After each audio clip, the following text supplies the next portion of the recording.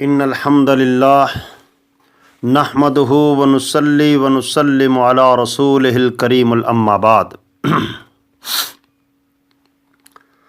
تو اب یہ بڑا ایک نہایت نازک سا مسئلہ انہوں نے چھیڑا ہے شرک کے حوالے سے، اور وہ عقیدہ اور وہ نظریہ اور وہ فکر اور وہ سوچ جس کو مٹانے کے لیے اللہ وحدہ لا شریک نے قرآن نازل فرمایا، یہ اس شرک کو ثابت کرنے کی ناکام کوشش کر رہے ہیں قرآن مجید اور حدیث رسول سے۔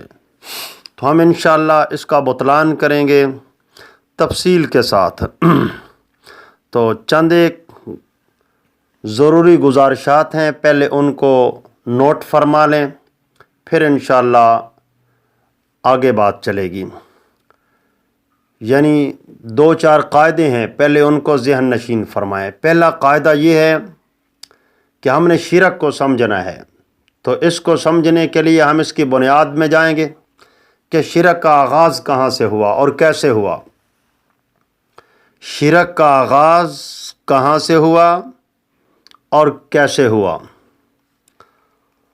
تو اس کا جواب ہمیں قرآن مجید کی سورہ نوح سے ملتا ہے، جس کو میں انشاءاللہ تھوڑی دیر کے بعد پڑھنے والا ہوں۔ نمبر 2، میرے علم کے مطابق اور میرے دعوے کے مطابق دنیا کائنات میں کوئی بھی ایسا مشرک نہیں گزرا جس نے سونے کو پوجا ہو یا لکڑی کو پوجا ہو یا پتھر کو پوجا ہو، اس لیے کہ اگر لکڑیوں کو پوجا جاتا تو پھر دنیا کائنات کے اندر بڑے درخت تھے، مشرکین میں سے کوئی مشرک کسی درخت کو پوجتا، اور مشرکین عرب وہ کسی پہاڑ کو پوجتے۔ اگر پتھروں کی پوجا مشرک کرتے تو پھر کسی پہاڑ کو پوجتے، جبکہ ہمیں کتاب و سنت اور تاریخ سے یہ پتہ چلتا ہے کہ کسی مشرک نے کبھی کسی پہاڑ کو نہیں پوجا۔ تو پھر سوال پیدا ہوتا ہے کہ پھر مورتیوں کو کیوں پوجا گیا؟ تو مورتیوں کو بھائی اس لیے پوجا گیا کہ مورتیوں کے پیچھے تصور یا کسی نبی کا تھا یا کسی ولی کا۔ دراصل دنیا کائنات کے اندر جتنی بھی مورتیاں پوجی گئی ہیں یا بت پوجے گئے ہیں، وہ لکڑی کے یا پتھر کے یا ستو کے یا سونے کے بنا کر پوجے گئے ہیں۔ ان کے پیچھے تصور یا تو کسی نبی کا تھا یا کسی ولی اللہ کا۔ تو پھر مطلب کیا ہوا؟ مطلب یہ نکلا کہ اس دنیا کائنات کے اندر یا تو انبیاء کو پوجا گیا ہے یا اولیاء اللہ کو پوجا گیا ہے۔ خواہ انبیاء کرام علیہ السلام میں سے کسی کی قبر انور کو پوجا گیا ہو یا ولی کی کسی قبر کو پوجا گیا ہو، یا نبی اور ولی کے نام کا بت تراش کر اسے پوجا گیا ہو۔ دراصل پیچھے تصور نبی یا ولی کا تھا۔ محض پتھر کو پوجنے والا کوئی مشرک نہیں گزرا، محض سونے کو پوجتا ہو یا لکڑی کو پوجتا ہو ایسا کوئی مشرک میرے علم میں نہیں گزرا۔ آئیے اب ہم اس بات کو سمجھتے ہیں کہ شرک کا آغاز کہاں سے ہوا۔ یہ میرے سامنے اللہ کا قرآن ہے، یہ سورہ نوح ہے، پڑھیے اس کو۔ وَقَالُوا لَا تَذَرُنَّ آلِهَتَكُمْ وَلَا تَذَرُنَّ وَدًّا وَلَا سُوَاعًا وَلَا يَغُوثَ وَيَعُوقَ وَنَسْرًا، اور انہوں نے کہا ہرگز نہ چھوڑنا ان معبودوں میں سے کسی معبود کو ہرگز نہ چھوڑنا۔ کون کون سے؟ ودّن ولا سواع ولا یغوث ویعوق ونسرا۔ ود، سواع، یغوث، یعوق اور نصر، یہ 5 تن پاک قوم نوح کے، صحیح بخاری کے اندر اس کی تفصیل موجود ہے۔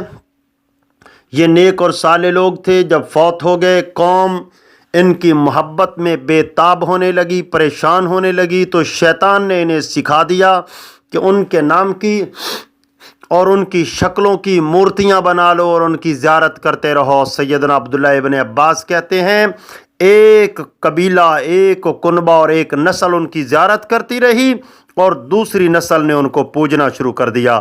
تو شرک کا آغاز اولیاء اللہ کی پرستش سے ہوا ہے محترم، لکڑیوں اور پتھروں کی پوجا سے نہیں، اولیاء اللہ کی پرستش سے شرک کا آغاز ہوا ہے۔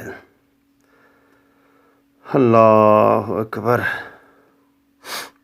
اور یہ دوسرا مقام ہے سورہ نجم کا، یہ سورہ نجم ہے۔ اللہ فرماتے ہیں افرأیتم اللات والعزی ومناۃ الثالثۃ الاخری، فرمایا میرے پیغمبر صلی اللہ علیہ وآلہ وسلم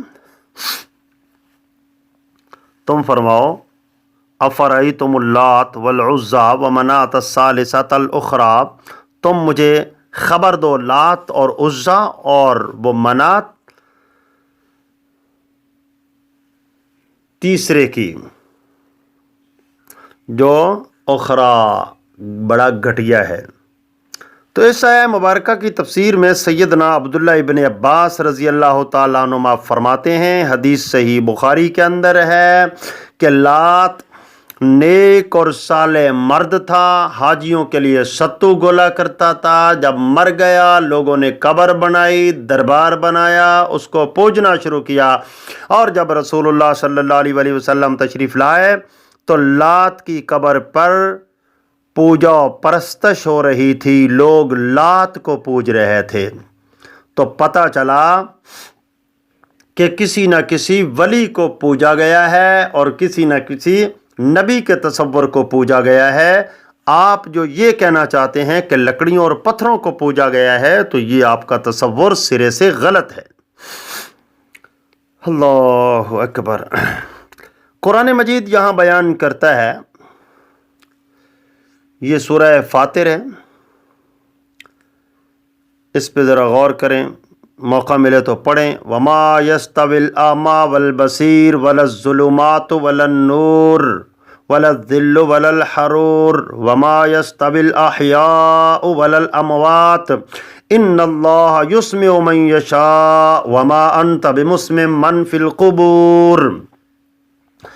فرمایا ظلمات اور نور یعنی اندھیرے اور روشنی برابر نہیں، ولا الظل ولا الحرور سایہ اور دھوپ برابر نہیں، وما یستوی الاحیاء ولا الاموات فرمایا زندہ اور مردہ برابر نہیں، زندہ اور مرے ہوئے برابر نہیں ہوتے، اس لیے کہ آپ اس کی تفصیل جانتے ہیں۔ ان اللہ یسمع من یشاء، بے شک اللہ سنوا دیتا ہے جسے چاہتا ہے، وما انت بمسمع من فی القبور، اور نہیں آپ سنا سکتے ان کو جو قبروں میں پڑے ہیں۔ یہ خطاب رسول اللہ صلی اللہ علیہ وآلہ وسلم کو رہا ہے، قرآن اللہ کے رسول پہ نازل ہوا ہے اور اس میں ارشاد فرمایا جا رہا ہے وما انت بمسمع من فی القبور، میرے پیغمبر جو قبروں میں پڑے ہیں آپ انہیں نہیں سنا سکتے۔ تو محترم یہ قبروں میں لکڑیاں پڑی ہوئی تھیں، مورتیاں تھیں، پتھر تھے، بت تھے، یا کون تھے قبروں میں پڑے ہوئے؟ یہاں بات تو ان کی ہو رہی ہے جو قبروں میں پڑے ہیں، لوگ ان کو سنانا چاہتے ہیں، اور اللہ وحدہ لا شریک ان کا رد فرما رہے ہیں کہ وہ نہیں سن سکتے۔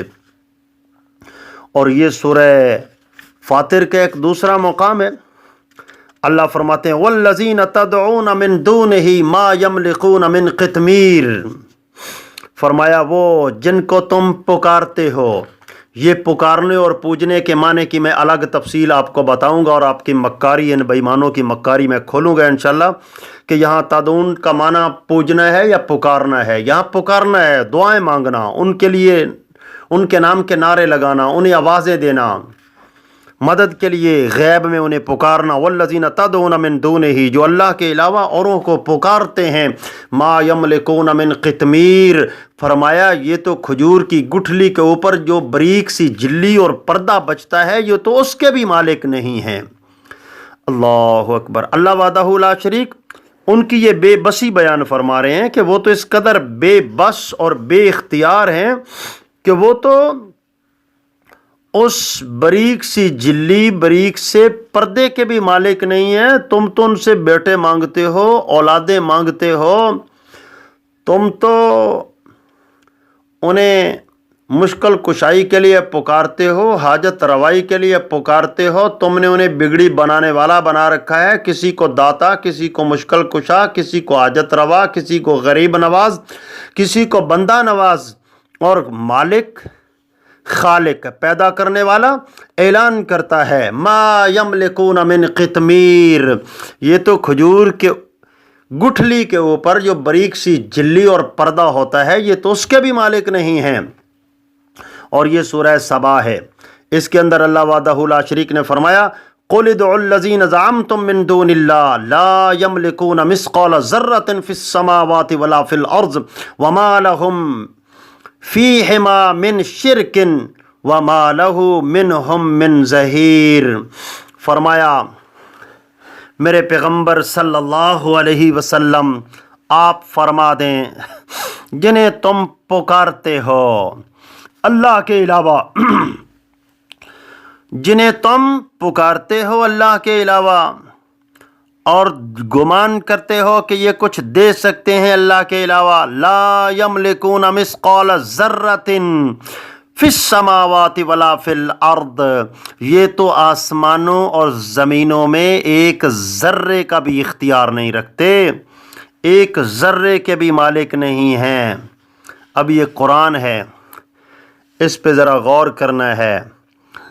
قرآن سے بھی ہدایت ان کو ملتی ہے جو ہدایت لینا چاہتے ہیں، اور جو ہدایت کی طرف آنا نہ چاہیں ان کو ہدایت قرآن سے بھی نہیں ملتی، اس لیے کہ قرآن تو ابو جہل کے کانوں سے بھی ٹکراتا تھا، پر ابو جہل کو ہدایت نصیب نہیں ہوئی۔ ہدایت اسے ملتی ہے جو لینا چاہتا ہے۔ اللہ اکبر۔ یہ سورہ روم ہے، اس کو پڑھیے ذرا۔ قرآن کہتا ہے فَإِنَّكَ لَا تُسْمِعُ الْمَوْتَى وَلَا تُسْمِعُ الصُّمَّ الدُّعَاءَ إِذَا وَلَّوْا مُدْبِرِينَ۔ الفاظ پہ غور کیجئے۔ فَإِنَّكَ لَا تُسْمِعُ الْمَوْتَى، بے شک آپ انہیں نہیں سنا سکتے جو فوت ہو گئے ہیں، جو مر چکے ہیں۔ لا تسمع الموتى، جو فوت ہو گئے ہیں وہ نہیں سنتے۔ ولا تسمع الصم الدعاء، جیسے وہ نہیں سنتے پکار کو جو بہرے ہیں، جب پیٹھ پھیر کر چلے جائیں جیسے بہرے نہیں سنتے، ایسے ہی یہ مردے بھی نہیں سنتے، یعنی جو فوت ہو گئے ہیں قبروں میں چلے گئے ہیں یہ سنتے نہیں ہیں۔ اللہ اکبر۔ تو بھائی یہ اللہ کا قرآن ہے، اس پہ آپ نے غور کرنا ہے، انشاءاللہ فائدہ ہوگا۔ قرآن فائدہ دینے والی کتاب ہے، قرآن ہدایت کی کتاب ہے۔ یہ سورہ عنکبوت ہے، اس کو پڑھیے۔ قرآن کیا کہتا ہے؟ فَإِذَا رَكِبُوا فِي الْفُلْكِ دَعَوُا اللَّهَ مُخْلِصِينَ لَهُ الدِّينَ فَلَمَّا نَجَّاهُمْ إِلَى الْبَرِّ إِذَا هُمْ يُشْرِكُونَ۔ کشتیوں میں سوار ہو کر سفر کرتے ہیں، جب کشتیاں بھنور میں پھنس جاتی ہیں تو پھر کیا کرتے؟ دعوا اللہ مخلصین لہ الدین، خالصتاً اکیلے اللہ کو پکارتے ہیں۔ فلما نجاہم الی البر، پھر جب ہم انہیں نجات دے دیتے ہیں خشکی کی طرف، اذا ہم یشرکون، تو پھر یہ مشرک شرک کرنے لگ جاتے ہیں۔ مشرک پھر کہتے ہیں کہ فلاں بابے نے بچا لیا، فلاں بابے نے ہماری ڈوبتی بیڑی کو کنارے لگا دیا، حالانکہ ڈوبتی بیڑیاں اللہ کنارے لگاتا ہے۔ یہ قرآن بیان کر رہا ہے۔ آپ کو موقع ملے تو قرآن مجید کے یہ مقامات پڑھیے گا انشاءاللہ۔ اللہ کا قرآن ہدایت کی کتاب ہے، اور میرے اللہ نے انسانیت کی ہدایت کے لیے اس کو محمد کریم صلی اللہ علیہ وسلم کے قلب انور پہ نازل فرمایا ہے۔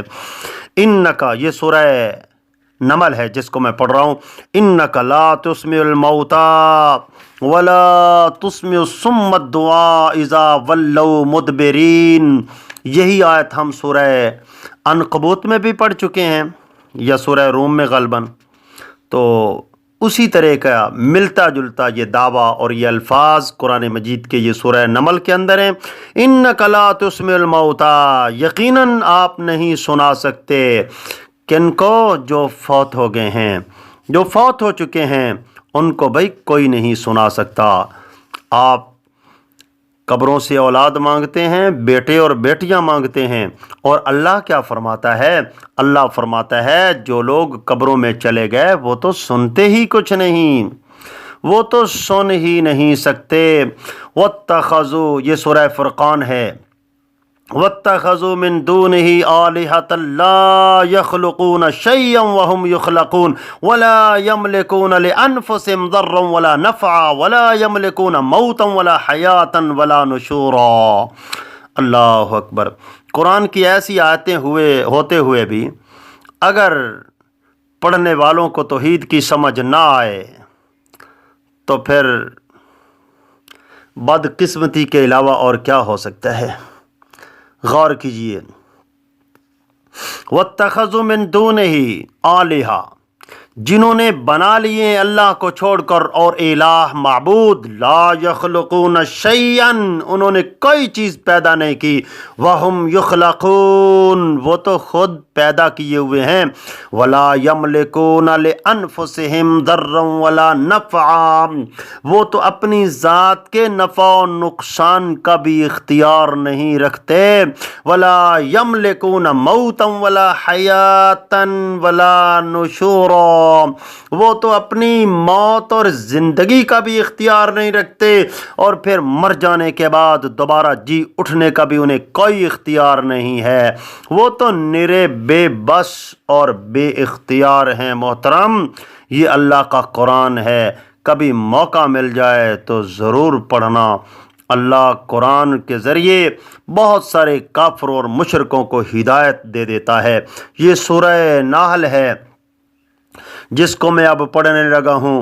اللہ فرماتا ہے والذین یدعون من دون اللہ لا یخلقون شیئا وہم یخلقون، وہ لوگ جنہیں اللہ کے علاوہ پکارا جاتا ہے، جن سے دعائیں مانگی جاتی ہیں، جنہیں غیب میں مدد کے لیے آوازیں دی جاتی ہیں، لا یخلقون شیئا وہم یخلقون، انہوں نے کوئی چیز پیدا نہیں کی، وہ تو اللہ کے پیدا کیے ہوئے ہیں۔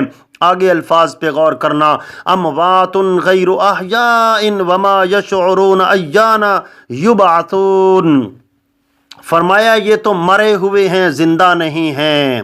یہ لکڑیوں کے لیے الفاظ نہیں ہیں محترم، یہ کسی بت کے لیے الفاظ نہیں ہیں۔ الفاظ پہ غور کریں، اموات غیر احیاء، فوت ہو گئے ہیں، زندہ نہیں ہیں، وما یشعرون ایان یبعثون، انہیں پتہ نہیں کہ انہوں نے کب اٹھنا ہے، ہم نے ان کو کب اٹھا دینا ہے قیامت کے لیے، ان کو کوئی خبر نہیں۔ تو یہ اٹھنے والی مخلوق بت نہیں ہے، یہ کوئی انسان ہے۔ محترم، قرآن کے الفاظ پہ غور کریں، شاید اللہ ہدایت عطا فرما دے۔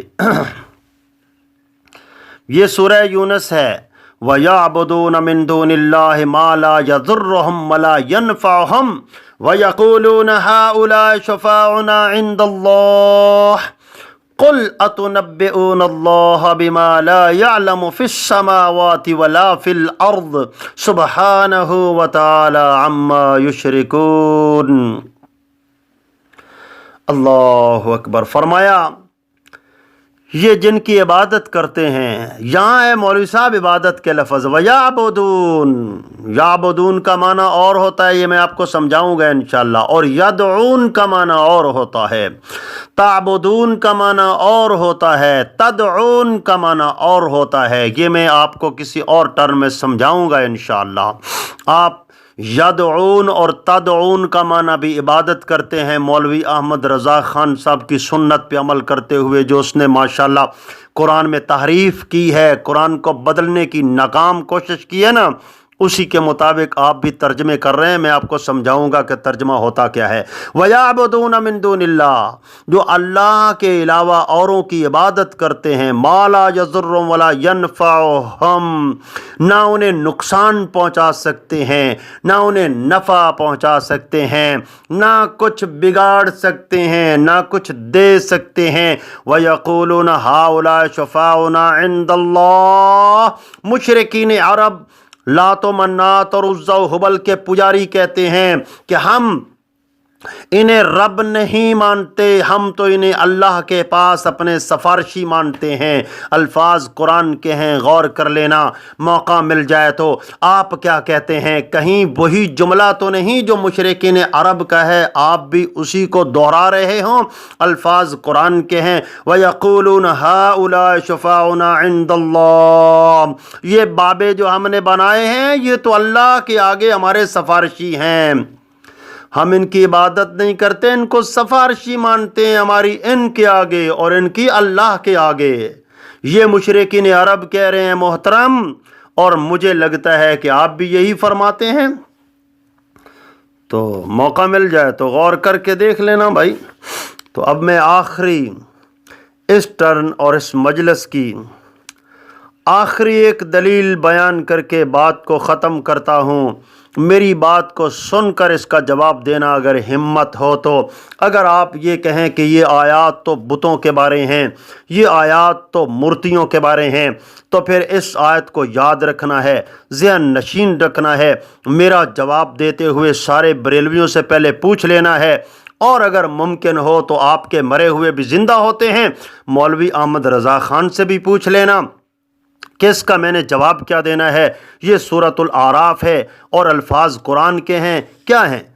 इन्नल्लज़ीना तदऊन मिन दूनिल्लाह इबादुन अम्तालुकुम फदऊहुम फलयस्तजीबू लकुम इन कुंतुम सादिकीन। फरमाया बेशक जिन्हें तुम पुकारते हो अल्लाह के अलावा, दुआएं मांगते हो जिनसे, इबादुन अम्तालुकुम, ये बंदे थे तुम्हारे जैसे। अब मौलवी साहब, अब किसी की मक्कारी, बेईमानी, अय्यारी कैसे चलेगी कि ये तो बुत हैं, ये तो लकड़ियां हैं, ये तो पत्थर हैं, ये तो मूर्तियां हैं। कुरान कहता है इन्नल्लज़ीना तदऊन मिन दूनिल्लाहि इबादुन अम्तालुकुम, जिन्हें तुम पुकार रहे हो अल्लाह के अलावा ये तो बंदे थे तुम्हारे जैसे। फदऊहुम फलयस्तजीबू लकुम इन कुंतुम सादिकीन, बस चाहिए कि तुम उन्हें पुकारो और वो तुम्हारी मदद को पहुँचें अगर तुम सच्चे हो। तो इंशाअल्लाह अगली मजलिस में फिर मुलाकात होगी। इन दलाइल पे गौर करें। अल्लाह अपने दीन को समझकर मानने की तौफीक दे। अल्लाह हमें तौहीद का इनकार करने की बजाय मुशरिकीन की तरह तौहीद और कुरान का इनकार करने की बजाय सहाबा, अहले बैत और मोमिनीन कराम की तरह कुरान और हदीस को मानने वाला और तौहीद को इख्तियार करने वाला बनाए। वाखिर दावाना अनिल हम्दुलिल्लाहि रब्बिल आलमीन।